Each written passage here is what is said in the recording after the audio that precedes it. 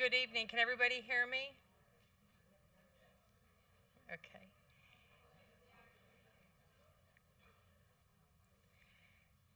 So it's nice to see the turnout tonight. I'm Commissioner Townsend, and I want to introduce a couple people and just do some general housekeeping. For those of you that might need to use the restroom this evening, if you go out this door to your left is a women's restroom. If you go around the bend, the men's restroom is on the other side to the right when you come off the elevator. There are two sign-in sheets. The long sheet, I believe everybody had at the door. There's also another sheet that is going around that's a shorter sheet that is for the residents. So if you've not signed both sheets, I think they're circulating throughout the room. So if you just want to take a few minutes to fill out those forms, I guess they're collecting your name and information. I want to take a few seconds to introduce staff that I have here with me this evening, because without them my job would not be possible. I'd like to introduce Amy from Environmental Resource. We have Jody from Planning and Zoning.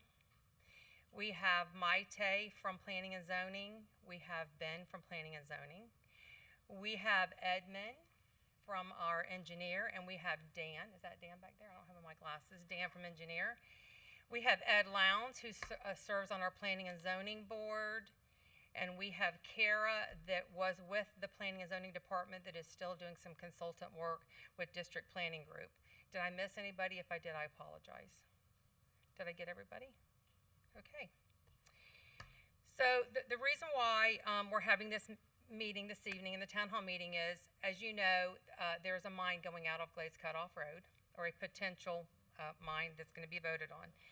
And whenever there is a lot of things going around that's brought to my attention on social media, or I receive phone calls and emails, I like for everybody to have the facts, as well as I like to be informed, because I'm going to be voting on an important decision that's going to move this project forward, or it's going to be voted against.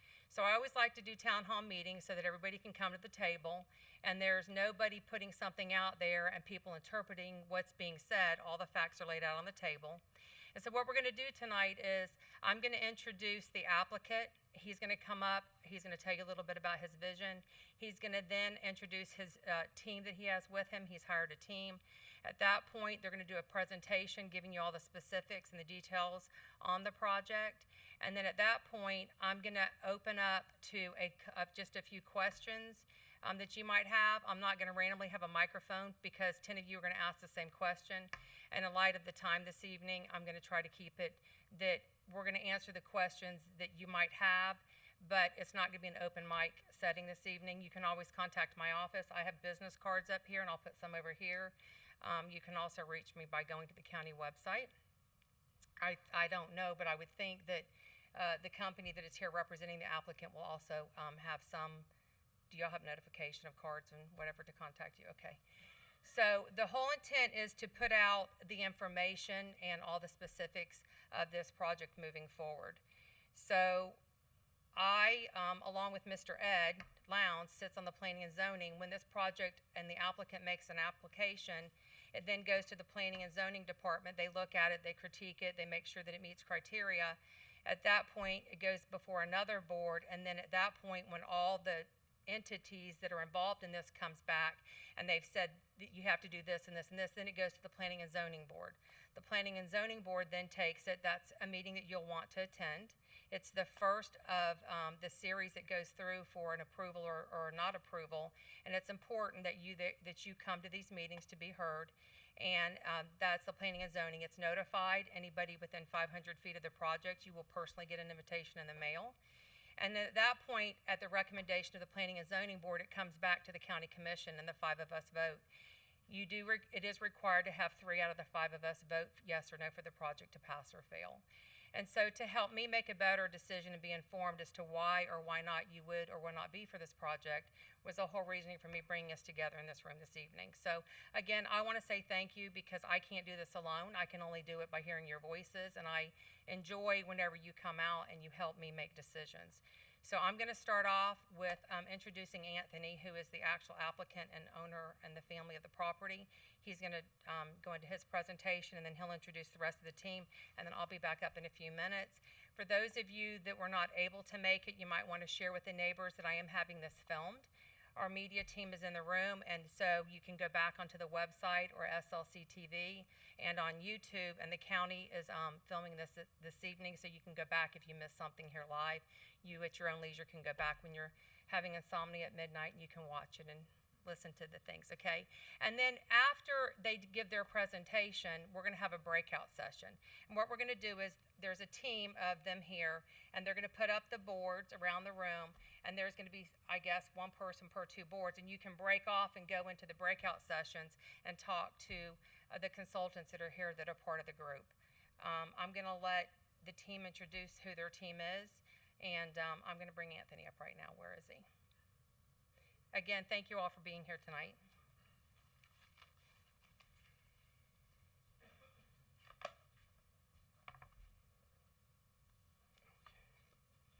Good evening, everybody.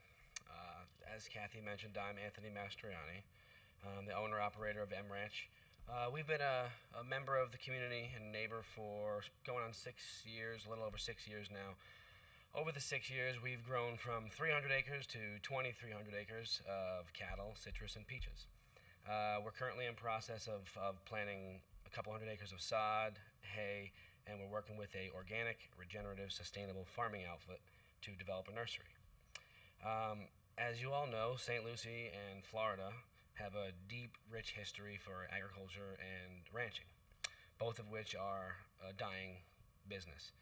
I've had a dream for a long time to be able to own and operate an active ranch and enjoy the lifestyle that comes with it, and my family and children can be proud of it for generations, as we have in our county.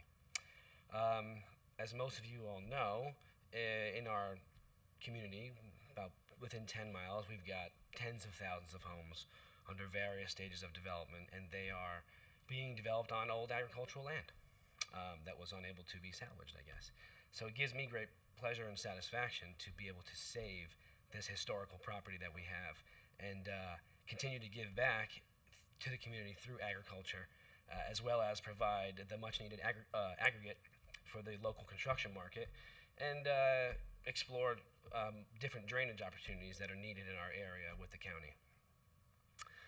In addition, we'll be creating jobs and generating tax revenue for our local economy, which is a plus.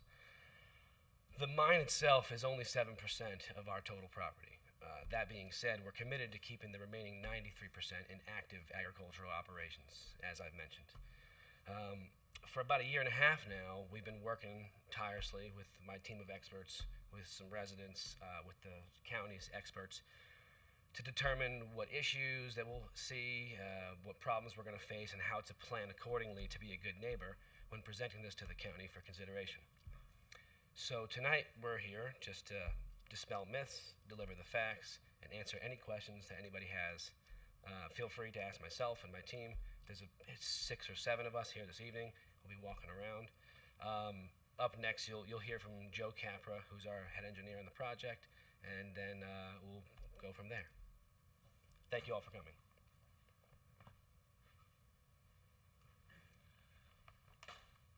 Okay, thank you, Anthony. First of all, thank everybody for coming. My name is Joe Capra. I'm the president of CapTech Engineering, and I'm not trying to give an advertisement for CapTech, but just so you know, we've been in business for about 25 years on the Treasure Coast. Most of our work deals in stormwater management.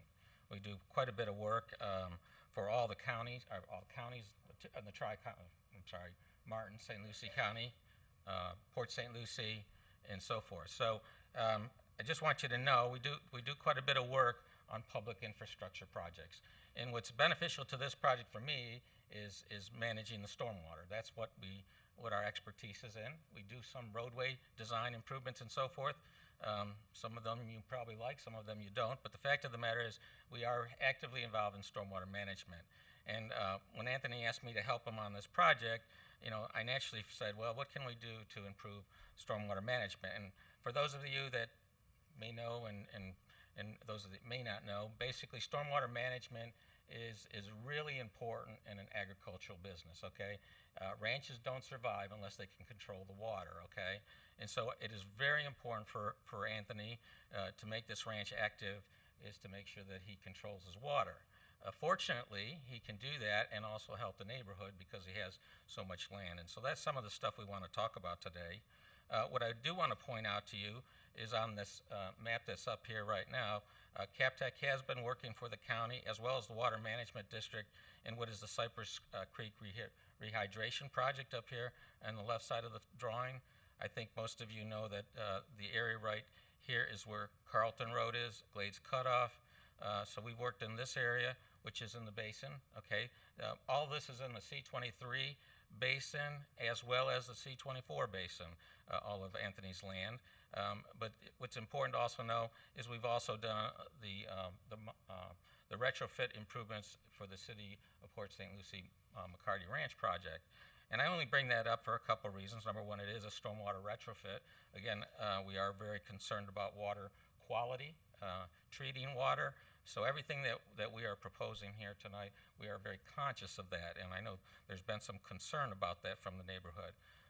But anyways, I just point that out, that stormwater management is something that we are doing. And one of the things that will end up happening on this project is that this 164-acre piece of land will be a mine area, okay? Of that 164 acres, 80 acres is where the mine is, okay? I just want to make sure that it's an 80-acre mine that will be excavated.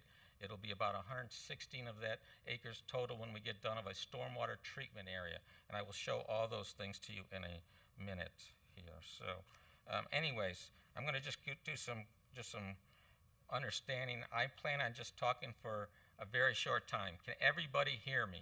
Because that's usually the first question I get. Can you speak louder? Can everybody hear me? Okay, so that's good. You can hear? Good, that's great. Second thing, I only plan on speaking for a short time. I will not cover every item that's on these slides, okay? These slides are actually on the boards that are around the room. So, you know, if you don't get something answered, come up to us, ask us. We're here to listen. One of the things Anthony talked about is talking and telling you things. Really, tonight we want to listen to you also. So there's things that we've spent quite a bit of time, a year and a half, studying different things, listening to the county engineering department, listening to different people out there, ranchers and so forth. But I want you to understand, tonight we also need to listen because there's more, everything that you guys do out there in your own personal neighborhoods, sometimes we miss, and I want to make sure we understand those things. So going to the next slide, really, there is 20 slides, so I'll try to be quick, okay? I know you're probably rather be doing something else tonight. So let's see, I think we're going the right way. All right, first slide up is the regional land use. I think the purpose of this slide is to pretty much show you, you know, we're right in the middle of the slide, a 10-acre radius, which you see is there's quite a bit of development being proposed here that you can see to our east. Of course, this is proximity is pretty good to providing the rock and rock that they may need. It's coquina rock that we are mining. In addition, we kind of show you on this map the various other mines that are out here, okay? What's important to recognize from this is our proximity to the development compared to those mines. So from a regional aspect, the benefit of this mine at this location is of course we can provide the rock much closer to the less impact of the county road system, and that's one of the things we want to point out. We're very close proximity to where the need is. In a minute, I will go through some other items relative to the location of our traffic and so forth. As you can see from this map, okay, basically the orange and yellowish here is land development, okay, mostly land development. The green is agriculture, whether they're large ranches or ranchettes.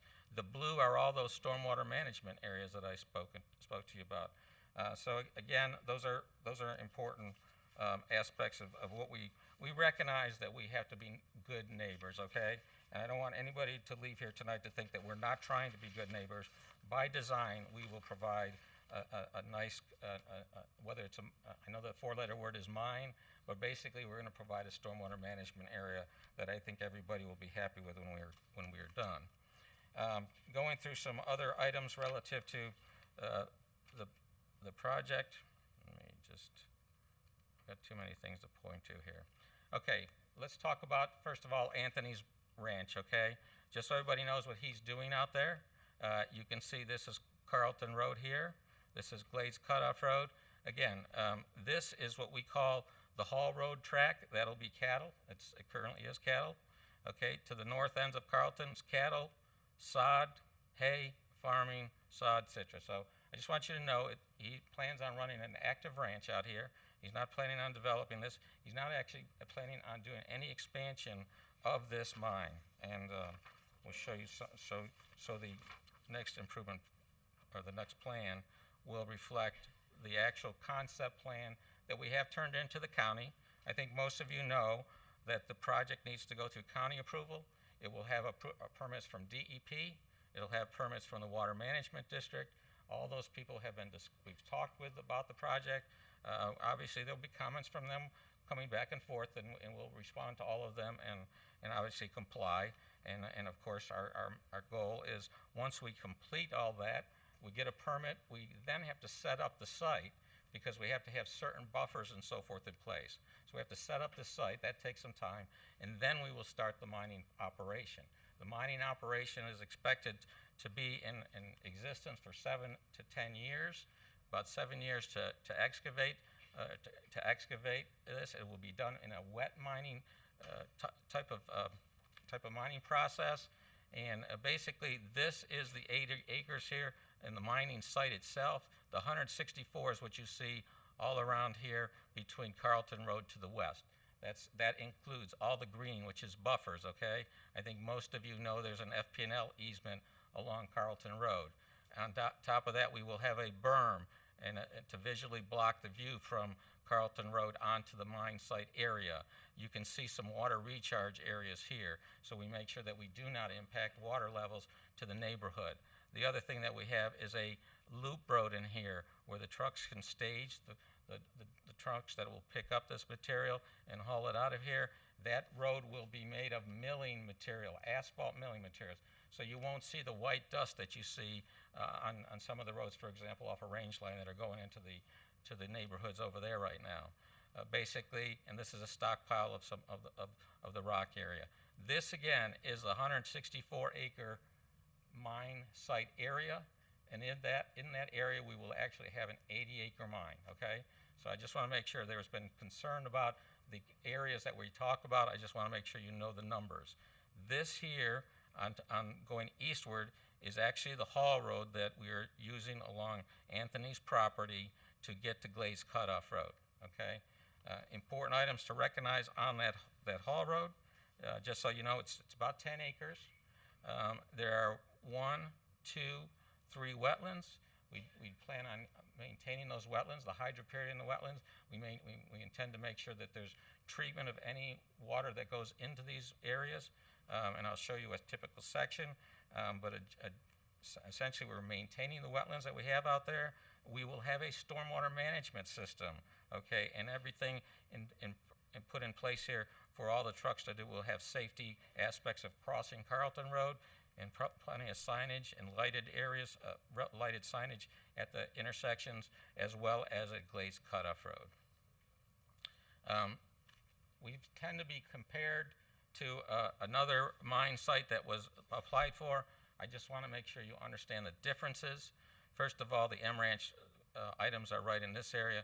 The big one is, first of all, is the area. This is, again, 80 acres of mine, 164 acres with buffers. Theirs was 964 acres. Theirs was a 25-year project. Ours is a 7 to 10-year project. Many more trucks planned on theirs and so forth. They were using Carlton Road. We intend to cross Carlton Road. We intend to use a private road on the M-Ranch property. I think it's important for you to know, because there's nothing being hidden here, there is a DEP permit that was obtained by the Dickerson folks on that property, on the property the M-Ranch has, for the 964 acres of mine. We are going back in, and we have already done this, we are going back in to reduce that to the 80-acre, well, it'll be labeled as 164 because we have to include all our buffers, 164-acre mine. So again, we wouldn't be going back in and getting that permit revised to lower the volume if we planned on expanding this mine. So I just want you to understand that we are actively moving that level of mining down from the old mine application.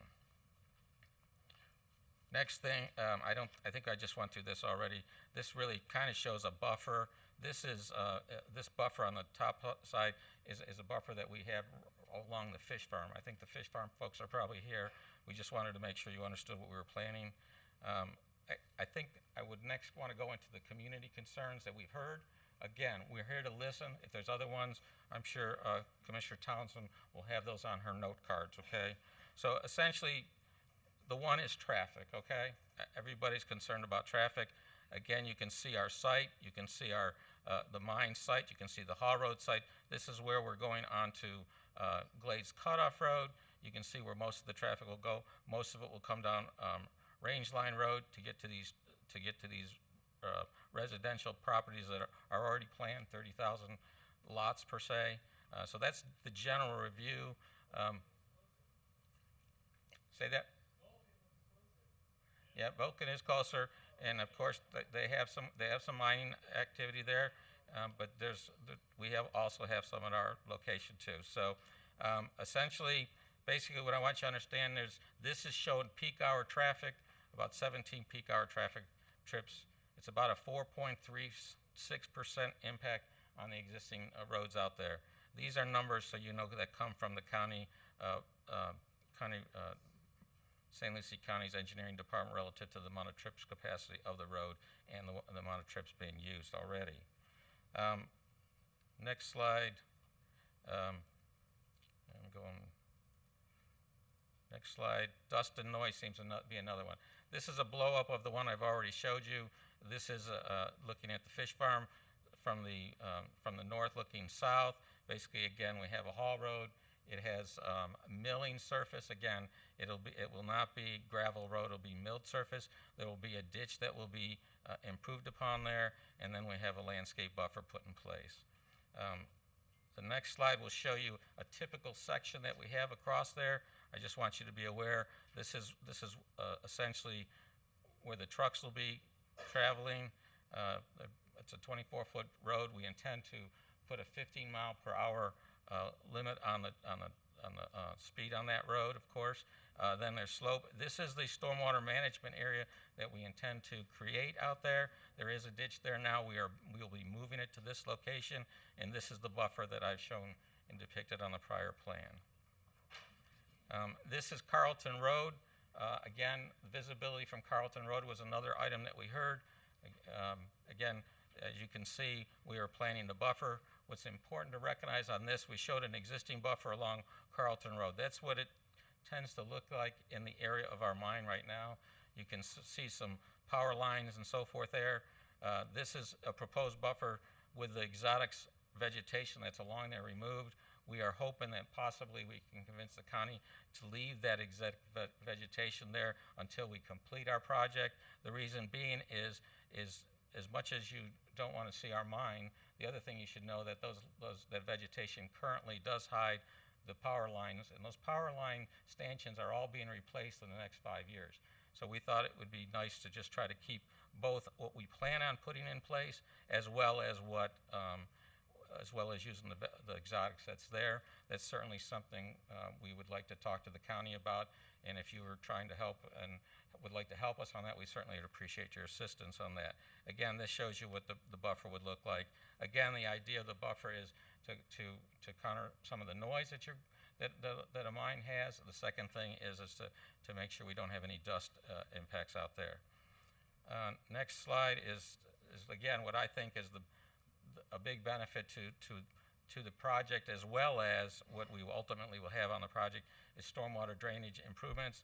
This map here depicts the drainage that currently, the red arrows depict the current drainage patterns that are out there, and essentially everything would go into this area here, and ultimately this goes into the Germain Canal, and it goes to the C-23 canal. Currently, most of the water in this area. We also know that there are some problems with drainage out there that are not really related to the mine area, but it is land that Anthony owns, and he's willing to talk about making some improvements to some of the stormwater out there. And one of this area is right down here where Glades Cutoff Road is with Carlton Road. We have a ability to assist in relieving the drainage problems that are in that location. We also understand there are some drainage issues up in this area. Again, there's possibilities that we could work something out with the county to kind of have some drainage cut through here to the Germain Canal, because we own the land in this area. So what the blue reflects is what the plans are for solving some of the area-wide neighborhood drainage issues. And again, one of the things is we want to capture some of this water that's in here. We've been talking to the county engineering department. It's all pretty flat out here. When it rains, the water stays there for a pretty long time. If we can kind of intercept some of that water, treat it and store some of it in our mine, after we have to wait till the mine gets completed, and then basically discharge it. We're going to be limited on discharge. We can't discharge any more than currently discharges on the site right now. Next site is really, this is what our plan is for the mine when it's completed. We call it a water reclamation concept. This again is roughly the 80-acre area where we've induced some littoral shelves around it. I'll show you a kind of an example of a littoral shelf.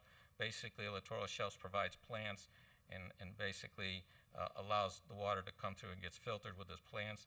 And you can see some cypress here. And ultimately, this right here reflects the mined lake area itself.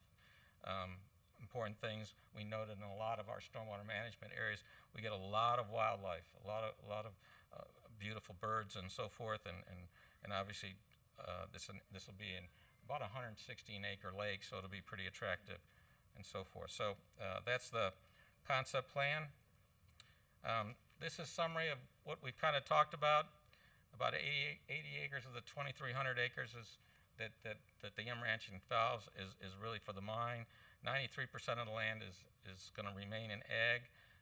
Again, the importance of the mine is to provide sustainability of the ranch.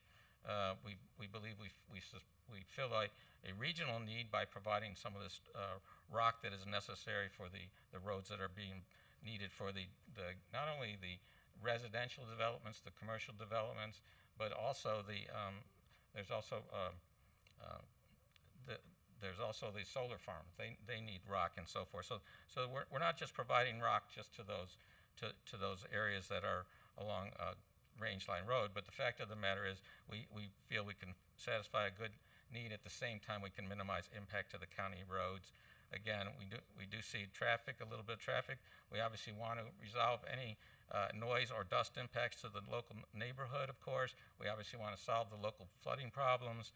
And again, we hope that tonight you will at least give us the opportunity to tell you what we're doing. At the same time, we want to listen to what you want us to understand about the area so that we can make sure we can mitigate any concerns. With that, I will turn it back to Commissioner Townsend to possibly, I guess, take the questions. Is that the way you want to do it, Commissioner Townsend? Or do you want, and I'll stand up here and can answer questions that you may have.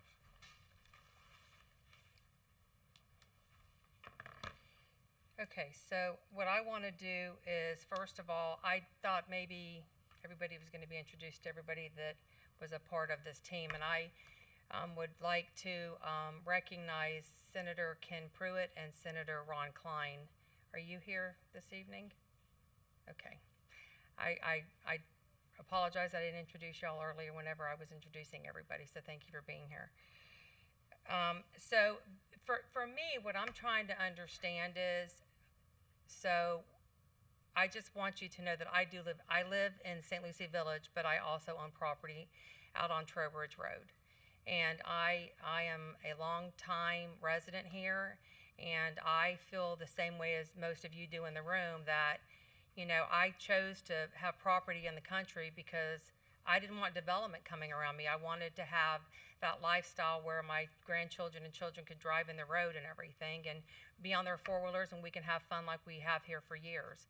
And I know that this county is growing in its growth, and Glades Cutoff is probably one of the fastest growing roads in the county because of Port St. Lucie. As you all know, the three main corridors, east and west corridors from the city of Port St. Lucie, are going to be ending at Glades Cutoff and Rangeline Road. And there will be an entry of Turnpike coming into Midway, so you're going to see even more traffic coming from Port St. Lucie down Glades Cutoff to pick up the Turnpike and the 95 exits once the Midway Road project's complete. So it is going to bring a lot more traffic onto the corridor down there where all of you live. And so I've had a lot of conversations with our planning department. I've had conversations with Anthony as well as other people. I've had conversations with some of you that have reached out to me.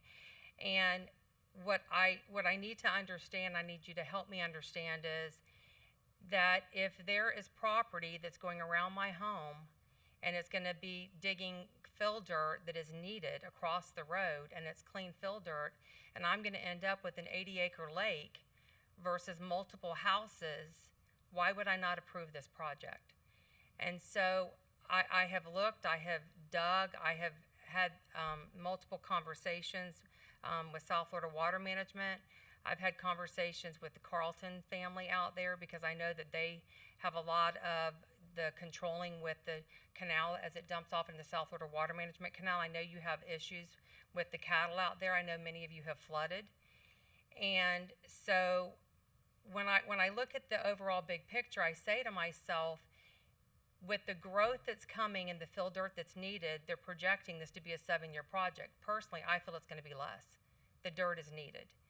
And so to have a 7-year inconvenience of dirt and knowing that it's the trucks with the dirt, I would take that over 20, 25 years of multiple trucks coming that is going to be electricians and plumbers and all the building and development that's going to go on around you, that to know that I'm going to end up with a ranch and an 80-acre lake around me in my neighborhood, that would be my choice. And so that's my struggle. I mean, the people that I have spoke to and those of you that live out there, I would say 90% of you that have come to me, you've shared your vision with me and you support this, but I know there's many of you that don't. And so I'm trying to look at the big picture, and the big picture for me is I'm looking at a beautiful 80-acre lake, looking at clean fill dirt going out. We all had to have fill dirt brought in our property whenever we developed our property and we built houses and things. We had to have dirt come in. So I'm going to take some questions because I really want to understand the why and the why nots of why and why not you do or do not want this project out there, so that I can be better informed. Out of respect for everybody in the room, I know there's a lot of passion in the room this evening, so that's why we chose to not do an open mic and have everybody come up and ask and repeat the same thing.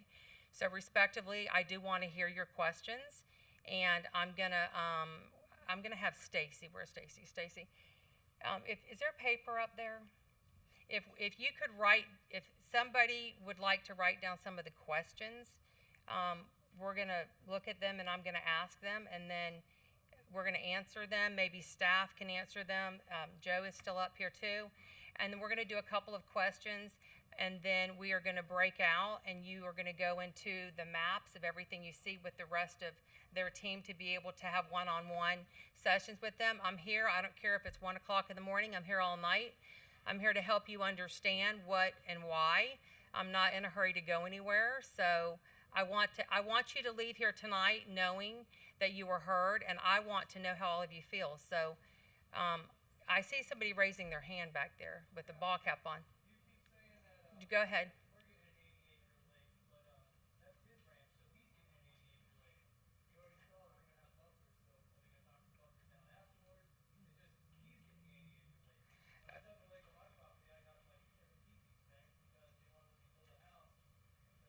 Okay, so this is why we can't do it this way, because this is being filmed. So come to the forward, come up. No, what I'm saying, sir, is this is being filmed, and in order for people to hear it, it has to be on the microphone. So I need you to step forward. So how much money did he pay you? I've not been paid. Okay, we're gonna have to, okay, listen.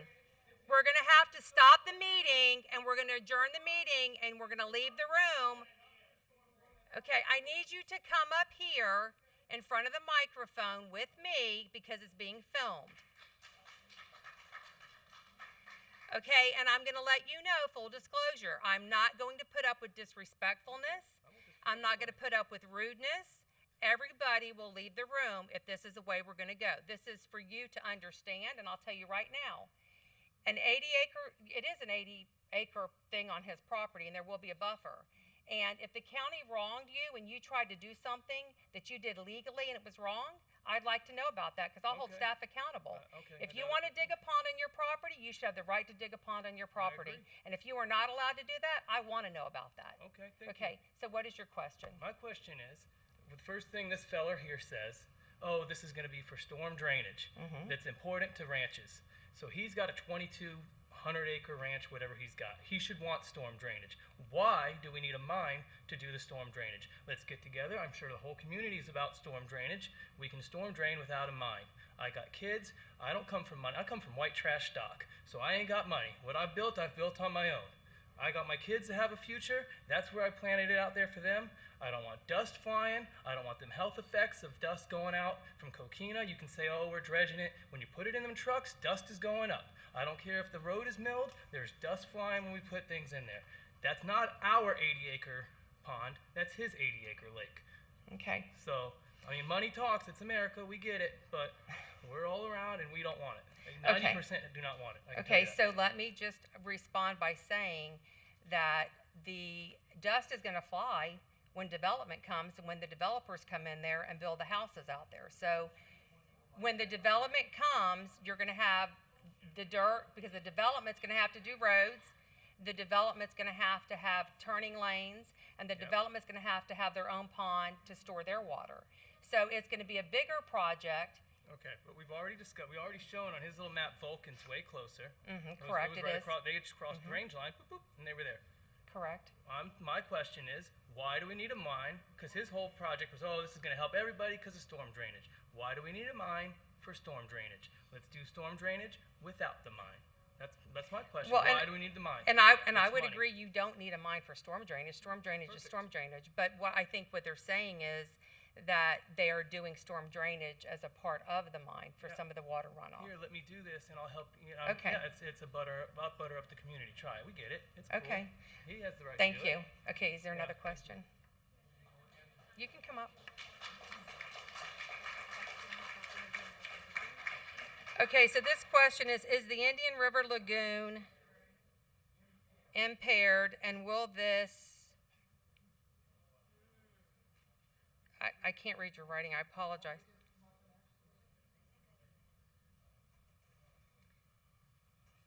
And will this,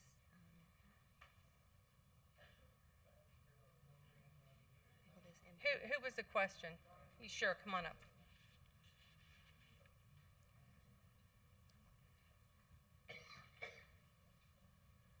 Sorry, I can't read your writing.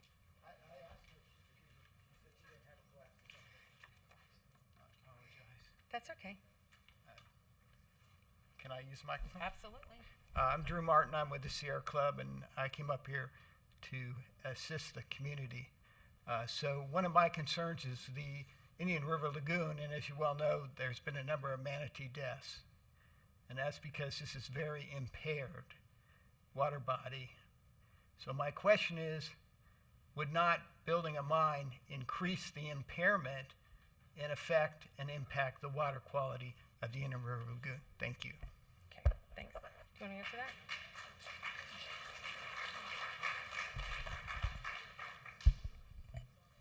So Drew, good question. Basically, what I think I'm pointing out, first of all, is one of the benefits of an 80-acre lake is we can provide stormwater treatment. Basically, there's storage, and then we hold the water, treat it, and then we discharge it. I had my staff do just a quick calculation based on the area that can drain to this lake, okay, and it's a pretty large area, 900 acres can drain to that lake. And again, it could be more, okay? But basically, we could reduce between suspended solids, we can reduce phosphorus, nitrogen, basically at about an average rate of about 45 to 35%. So that's a significant amount of reduction of of basically phosphorus and nitrogen. And those are the chemicals that, quite frankly, are causing problems in the Indian River Lagoon, the St. Louis estuary. And those are the same problems that we have problems with water discharging from the local basin runoff, okay? And so, again, the whole purpose of a stormwater retrofit is to make sure we contain our water on site. There's also other benefits besides removing the nitrogen and phosphorus, okay, is we also can re-nourish our aquifer, okay, because the water stays on the site as well, and it basically goes and percolates into the aquifer. So essentially, there's quite a few benefits of this retrofit that we are creating. I think the question was, I deal in a lot of stormwater retrofit programs, okay? It takes a lot of money, both from county government, from city governments, but in this case it would be county governments and state governments to put those projects together. And unfortunately, they would have to buy a bunch of land to do this. It would take a little bit of time. Currently, they have the C-24, the C-23 being planned by the South Florida Water Management District. You would take about 15 years to get a project like this approved and basically built if you were to go that route. That's how long it takes for, and Drew's been working for years on the Everglades restoration project, right? 40, 50, 60 years. And the problem is it takes time to put things together. One of the benefits of having a private person do this is it can be done quicker, okay? Yes, the property owner needs to sell the fill and so forth. So let's say I showed you on the map all those retrofits out there. You don't those retrofits are going to dig fill also, okay? So the fact of the matter is they're going to take time too, and they're going to be impacting your roads. The fact of the matter is I'm trying to put this in one small compacted area. I agree with you that there are areas that are local neighborhoods that we need to consider mitigation for things like noise and dust. We are already planning on covering the trucks. We are also monitoring the trucks. We are also considering these buffers and so forth that keeps that sand and so forth in areas. We have a managed stormwater management plan that is permitted. As I said earlier, we're going to have the DEP is actually monitoring the groundwater that we will be working in to do this mine. So all these things are going to be monitored for protection, okay? And we're not objecting to any of that, okay? We're going to test it before we start the mining process, and then we're going to do that all along. And those monitoring could take. We may see that we have to do that quarterly, okay? Or we may be able to do that yearly, okay? But that's going to be determined by the DEP. So I just want you to know there's a lot of items in place that will happen once we get all the permits and everything that protect the neighborhood from things like you said, contamination and so forth. And I do think that a stormwater stormwater retrofit would be beneficial. Again, they don't always just help flooding. They don't always help water quality. Basically, we're talking about solving flooding problems as well as water quality treatment.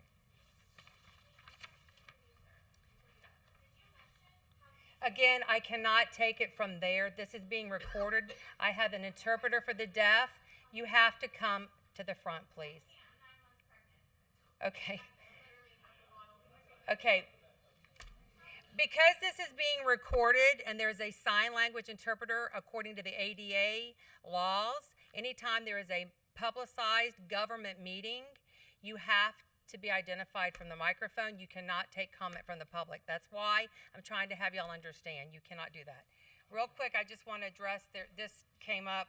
Core samples are taken, and the other question that came up was, is it going to be is an agreement going to be for only the 80 acres? So when you do a project, they are submitting for 80 acres. If they were to ever do anything more than that, the process starts all over again. They would have to come back in, they would have to ask for another 30, 40, 60, 80 acres. If this was approved by the project they're making the application, it's only for this 80 acres that the project is being asked for currently. What was her question? She wants to know, can we go back to the slide where you showed us all your measurements of your lake and the littoral shelves and everything? Okay, let me see this one here. Let me get. Okay, so I think it was that one you just passed. that one, okay. Yeah, we have measurements everywhere, all over this. I think what she's concerned about is we want to know how come there's not a measurement for how deep the lake's going to be. Okay, the geotechnical reports we have, the depth could go as deep as 50. We've seen some rock at 40. If that's the case, we would stop at 40. We're not going to go any deeper than the rock that we find down there. So it will be permitted to go as deep as 50 feet. Okay, so no deeper than 50. No deeper than 50. No, no, because we have to provide. Again, one of the things we have is we are looking at the groundwater. We're making sure that we do not impact any of the wells as far as elevation, amount of water that you have. The level of water will be maintained. And again, we are also making sure, one of the things that we put in place is we do the, I'm going to go back to okay. One of the things that are in place, so you know, is, for example, this is where the mine is, okay? So typically this is probably dug to about 10 to 15 feet deep, okay? It'll be dug that way. That is when we will be basically dewatering, okay? That's a permit we have to get from the Water Management. And it'll go into this trench. You see this trench here? And that basically is set up so that we basically we will make sure the water will go in there. We will make sure that it doesn't impact any wells. We also will have to make sure that we don't put too much water in there where it'll impact the water levels in the swales and so forth out there. So I just want you to know there's a balance, but we have to provide those protections, and all those are required by the DEP. But we already have we've also been looking at all the groundwater models on this area. We have a consultant. I don't think he's here right now.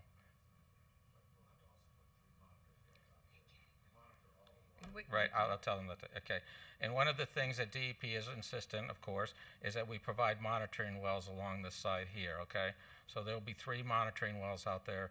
Again, I told you before, we're also testing on those 3 monitoring wells. That's part of the DEP permit that we'll be obtaining.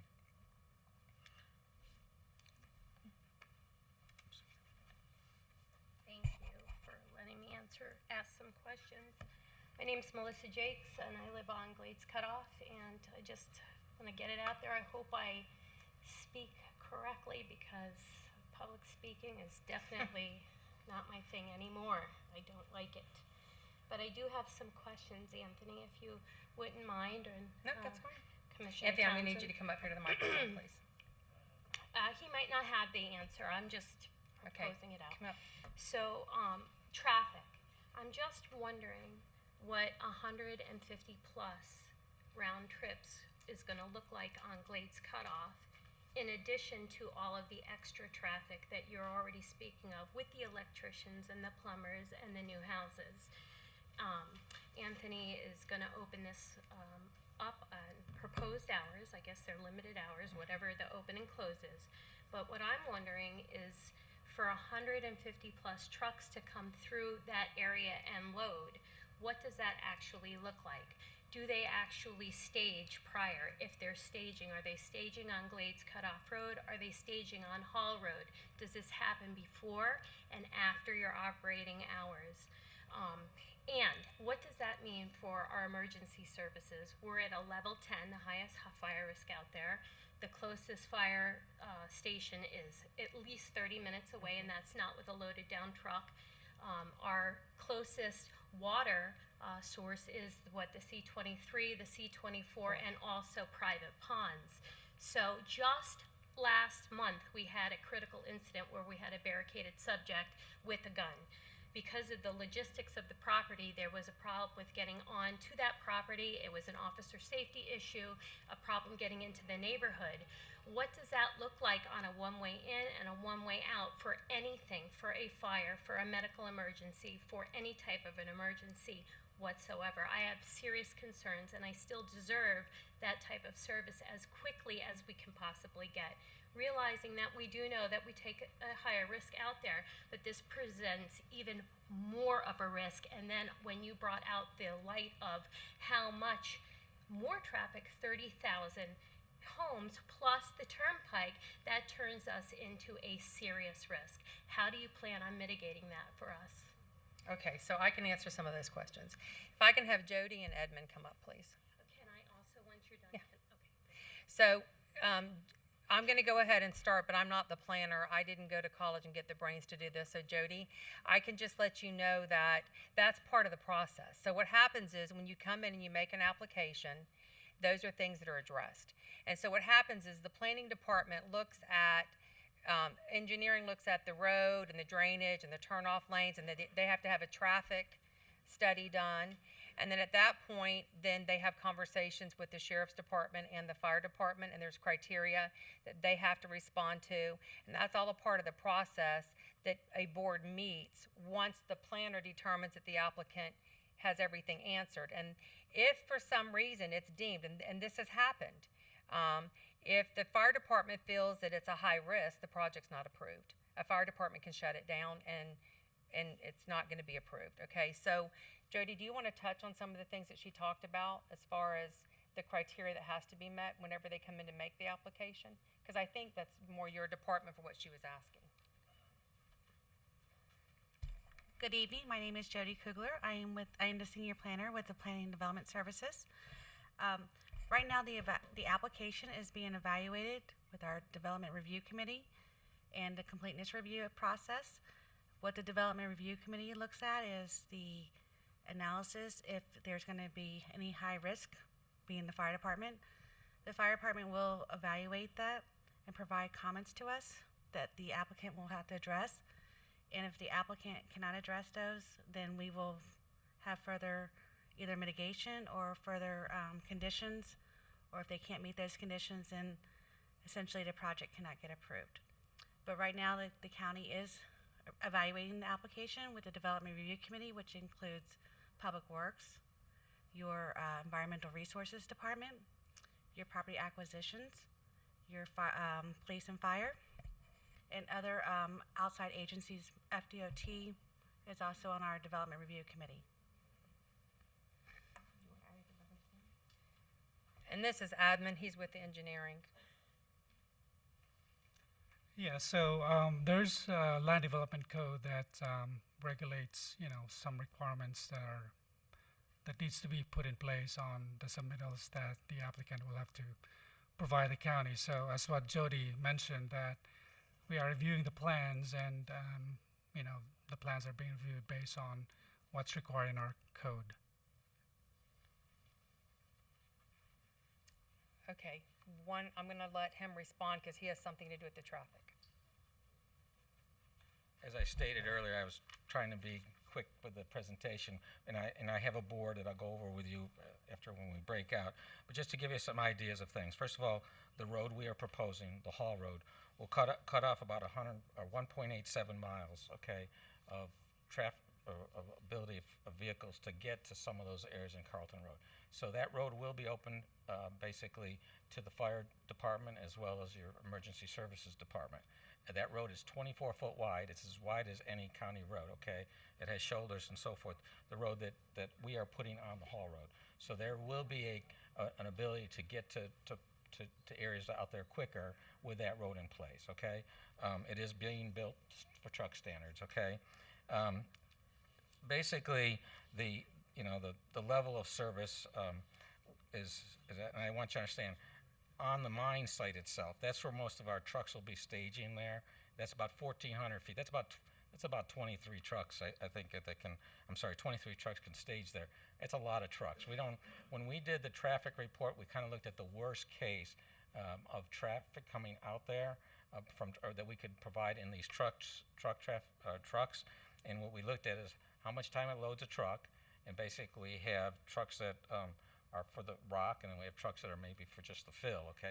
So we put that in there, and basically that's how we came up with the amount of trips. That is pretty aggressive that we put in there, so we're being pretty conservative. That is conservatively 8 rounds of 20 trucks on that property. That's conservatively 8 rounds of 20 trucks on on that property at a time. But what I really would like to know is sound travels very, very far. You know, we live a peaceful life out there.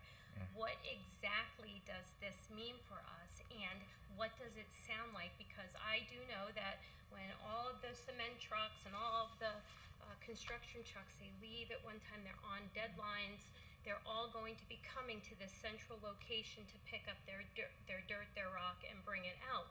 So what time are they going to be staging to be able to actually expedite that type of thing, and where will they be? Okay, so I can answer that. And I have two other questions that I'm going to respond and think. So as the board, whenever we approve a project, we put criteria on the applicant. And one of the things that this board is very good at doing is we always have time frames of when you can start up and when you can't. You can't do holidays, you can't do weekends. We set the perimeter for the hours of operation, and we do that according to the conversations we've had, which is something I'm taking away from this meeting tonight, is I need to know, you know, yes, no, indifferent, whatever we end up doing, that will be put on them by the board. Just like another question that came in is, will the buffers and drainage be completed before the mining starts? It has to be. That's a part of the application. They cannot begin until they have that in place before they can ever dig the first thing of dirt. The other question is to assist with stormwater drainage, who will be cleaning out the ditches? They're the county ditches. So that is something that we, as a board, can put on the applicant if we choose to. If we wanted to put that on him and say, well, we know that we know that you're going to be draining into the ditches, even though there are ditches, we want you to have to maintain the ditches. We can put in there that, you know, if you're going to do this on the project, part of our concern is the impact it's going to have on the road. We know that it's a Millings chip seal road right now, but we're going to approve this project as long as you bring it into the county standards of the road. We set the criteria and the demands for them on that project. Yes, ma'am. And our drainage ditches back there could absolutely not support another ounce of water. Come back up here. Our drainage ditches, as it stands, cannot support an ounce of water. I know myself and several residents have complained over the years of tires being dumped, the drainage ditches being poorly maintained, and literally they're in the same condition as they were 7 years ago. And that's a problem, a county problem. It is. So if you couldn't fix it before this, I'm curious as to how you'll enforce it to be fixed then. But in addition, what I'd also like to know is, for the traffic control on the private haul road, who is actually responsible for that traffic control? Because it's a private property. So does law enforcement actually have any authority to write citations for violating the speed limit and for staging on unauthorized times? So Jody, you might want to respond to this. I will say that if they're speeding, that's the sheriff's department. And Do they have jurisdiction? yes, they do. And if, we say the perimeter is from 8 to 5. If I get a phone call or somebody calls code and code goes out and there's a truck leaving at 7, it's put in the perimeter of their application, they're shut down. They have to sign documentation stating that they're abiding by this perimeter. So if we get calls that they're operating on Saturday and they're not supposed to, their operation is shut down. And that's done through our code enforcement department. Is there anything you want to add to that? Good evening. Yes, and again, in our land development code is how we evaluate our analysis. Again, also we will be, the fire department and the police department, we will have them on a team as well, and they'll provide us comments. We will actually make sure that's addressed during the analysis process. I think that's something that does need to be verified because I personally have had problems with traffic enforcement as a law enforcement officer on private property. So that's why I asked you. It is unenforceable unless the law's changed since I left the job. It is. So also, I don't know if this is a part of your question, but let me just say that they cannot stage their trucks on county property. They can't stage them on county roads. So unless that's a condition of the agreement. If in the application they're asking for that and planning and zoning department agrees to that and it comes to us, and the planning and zoning board agrees to it, that's how it would pass. Generally, you cannot use county property to stage anything. It has to be contained within your project. And even on Hall Road, see, that would be one of the concerns. Sound travels different out there, and you know that because you have a piece of property out west. And so my concern is if they decide that they're gonna need to start staging at 5 a.m. 6 days a week, what does that mean for us? Well, I can That's tell you that tremendous. they're not going to start staging at 5 a.m. because I would never, ever, ever agree to that. I hope not, I hope not.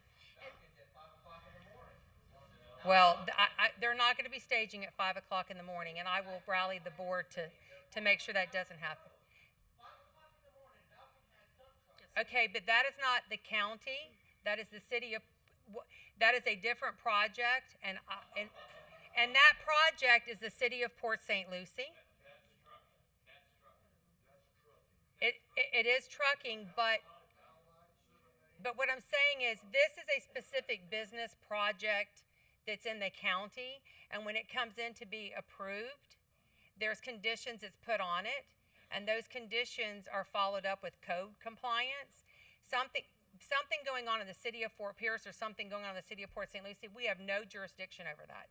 We cannot control what the city does. They have to hold.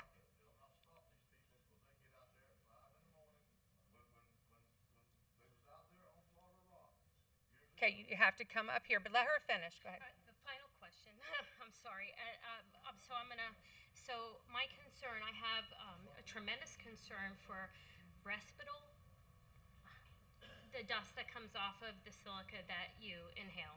So small particles, at least 100 times smaller than ordinary sand that you might find on beaches and playgrounds, is created during the drilling, crushing, digging, and transporting of the stone, rock, and dirt from a mine. A micron particle can travel 9 miles on a mere 12.54 mile per hour wind.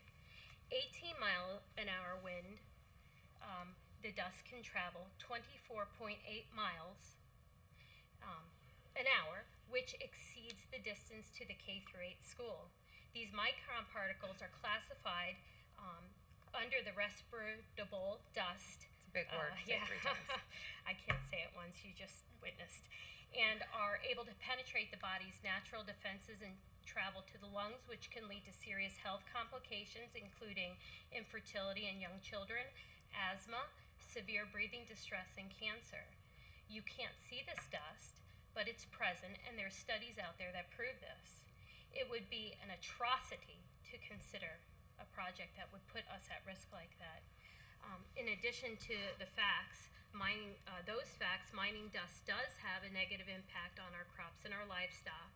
We're a farm-to-table community.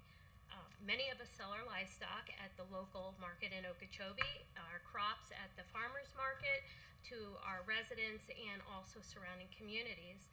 We might not all be big farmers like Anthony and the Carltons and some of the other ones. However, together we are big and we I mean agree. something. We I mean agree. something. So that's it. Thank you. Did you want to follow up with anything? You good? Okay. Do you have something?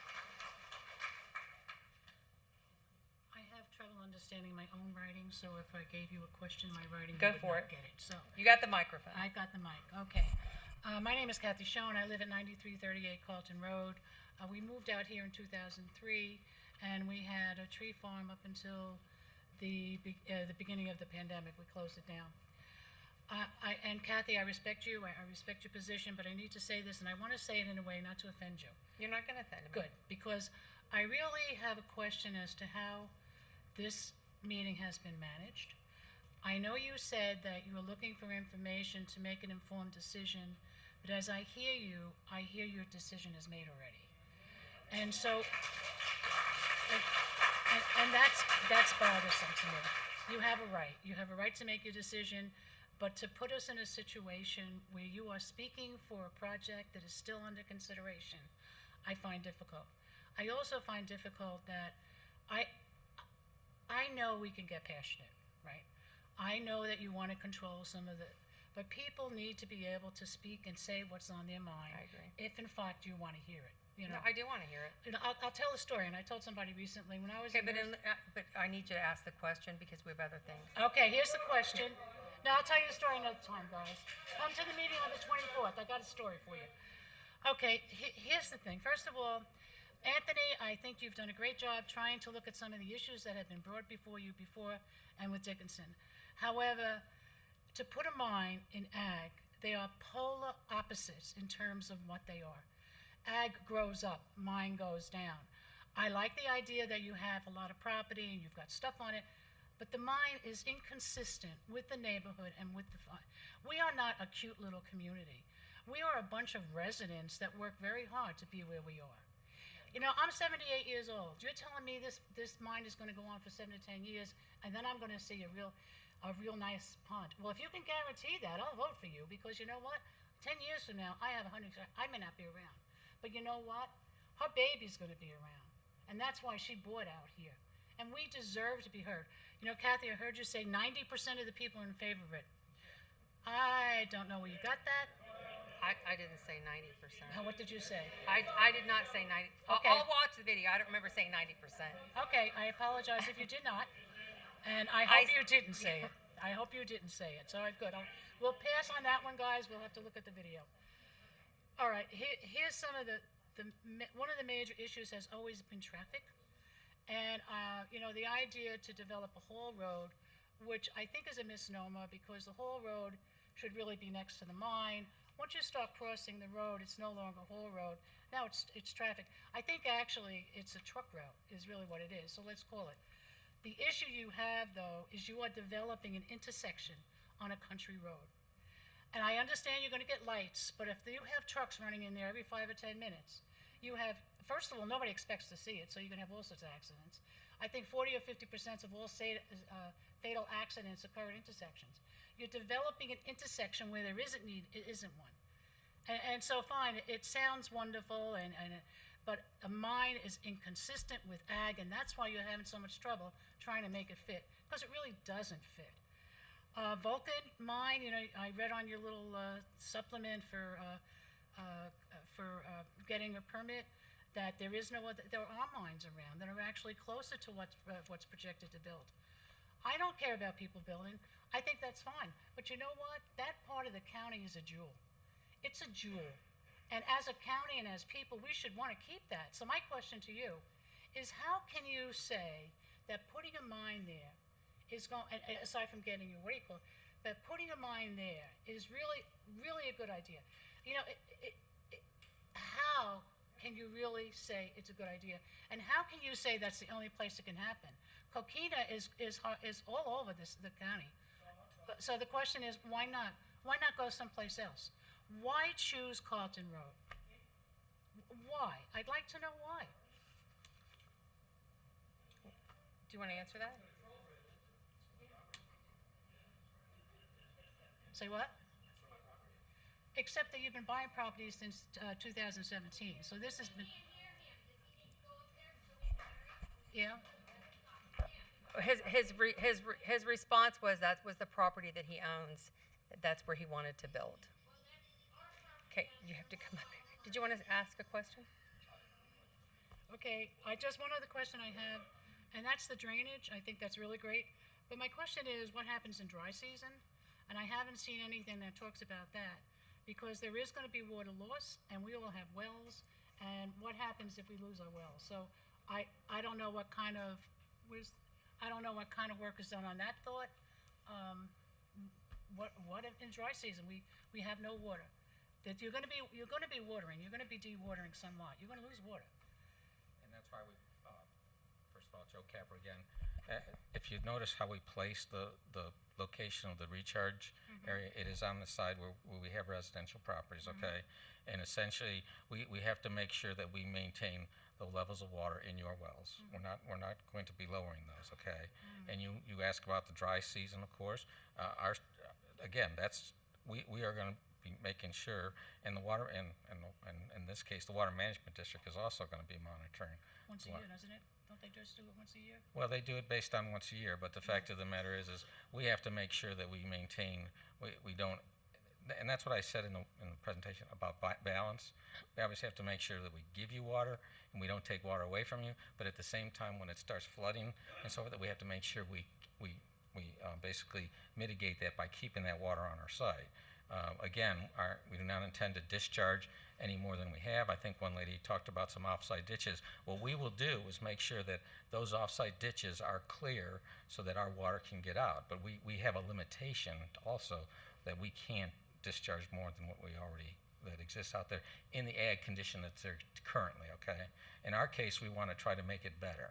And that's why we went and looked at some of the other issues that are out there. But again, we've hired a groundwater modeler to kind of look at how the groundwater will mound and so forth based on the projections on the mining and so forth. And all those things will tell us if and again, that what our impact would be to the wells. And that's why we put the recharge area here. That was his recommendation. I think that water is an issue for us out there, and where I hear you, I think that we need to understand a little bit better in terms of guarantee for us, if you even want us to really think that this is a serious thing that's not going to impact us. I came out and I never appreciated water as much as I do now. And so, you know, all right, so you have a drought season. So what happens if you have a really rainy season, you've dug your well. Now you have no more dirt because you've given that away, right? So now you've got, I don't know how many feet down, you've got the well. Now you get enough rain that's going to really, you've got to dump all that water because you cannot have your machinery inside you on the outside of the well. So where's all that water going to go? And I know but that's a lot of water if you get a really rainy season. So I trust the fact that you know what you're doing, but not enough to say I trust you with my well. Okay. Well, Thank you. Thanks. Thank you. Oh, wait a minute. I'm not hugging this lady. I always enjoy our conversations. We've had many, and we've always found a way to get there. Do you have something? So what we're going to do is, first of all, I know that it might sound like I support this project. I will let you know that I cannot say that I do. I at this point am trying to understand with the building going on, and also for those of you that don't know it, there is a development going in at the end of Trowbridge Road, and they're putting in homes, and it's something that I don't like and I don't support. I have to recuse myself owning land on that property, but at the same time, it's property rights and it's his property, and I can't say anything about what that developer wants to do. So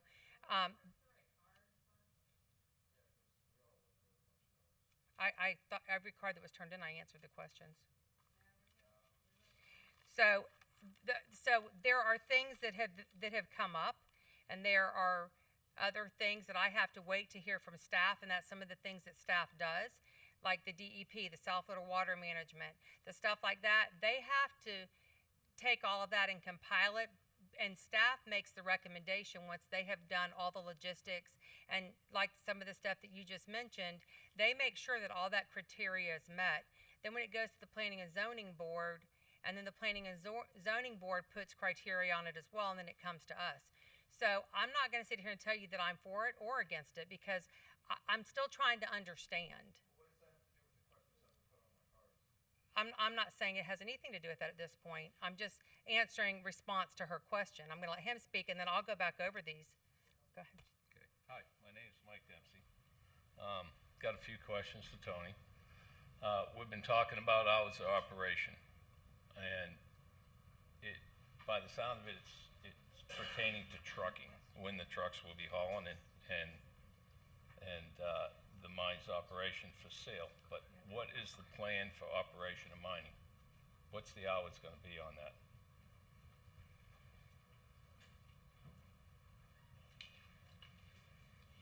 Well, okay.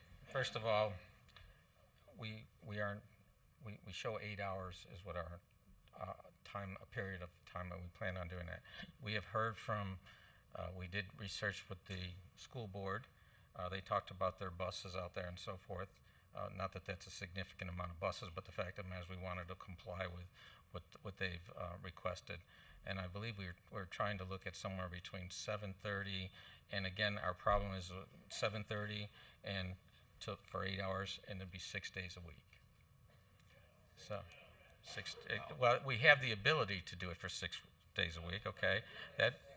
My concern and my question is, I've been developing roads and highways for 45 years here in the state. I've done some of your jobs. Yeah, too, right, I know. You know. Yeah. And I've done multiple jobs throughout, from from Central to South Florida. I just finished up with the job. We had 3.5 million yards of dirt we moved, 500 trucks a day hauling out of the pit. A day. Now, when you excavate, we've talked about what it is now and what it's going to be. But when you excavate, you're going to cause displacement and you're going to cause drawdown of the water table. It's going to happen. I know it, and you know it. Now, some of us have cattle, livestock. Some of the ponds are 4 to 5 feet down. They're going to dry up. Jamie's the fish farm, which I own property directly in front of her. She's not going to have a business that's going to exist. And it will draw down that much because I just put new fence in. Drained some of my pond down so I could slope everything off because I plan on building a home in front of Jamie, which is the north fence line. My other problem I have for Anthony, that I got a question, 5 weeks ago I texted him about the debris they threw over my fence line when they cleared for the dirt road where this haul road's gonna grow. Their clearing debris was thrown on my side of the fence that he needed to clean it up. I got a text here that says, I didn't do anything. That was my rancher. You need to talk to my rancher. I said, no, you own the property. It's your haul road. You need to clean it up. If that's the neighbor that we're gonna have do this mine, we're all in trouble. We're all in trouble. That debris is still there. I've spent a year cleaning this property by myself. When I cleared her fence line that we joined, all the debris went to my side, and I've dealt with that debris. They threw it over my fence, and it's still there today. I got pictures, and I got the text response from this guy that is going to put a mine there, that is going to be a neighbor to all of us that couldn't take care of clearing debris when he put his haul road in. That ticks me off. And that's not a neighbor. Now, Can you send those to me? I do know the impacts. I'm in the business. I've just done a $280 million job in Miami. I build roads every day. Every day. I use lime rock, coquina rock, shell rock. I've done 3 mines of my own that I've started. And I know what this is involved. And I know what's going to happen. I don't want it there. And I believe many of us don't want it there. That's all I got. No, yeah,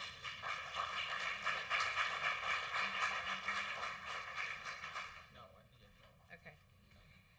Okay, if I could ask if you could please send those pictures to my office, I would appreciate it.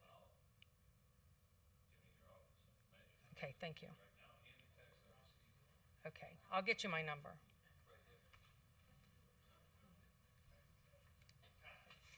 All right, what we're going to do, we're going to come back to more questions, but what I want to do is I want to break out and I want to do the boards for y'all to go over and ask individual questions, and then we'll come back. And then I'm going to get with a few of you privately, and then I'll get with you also on that. And put the boards up. Let's do this, because I have to be in consideration of the TV crew back there too. So. Are the boards recorded as well? Yes.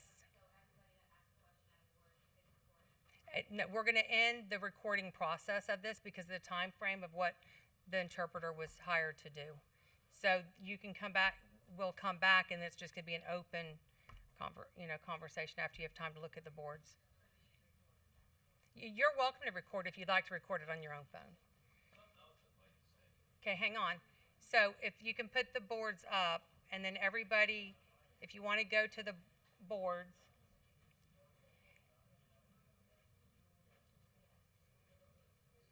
Just so everybody knows what's on.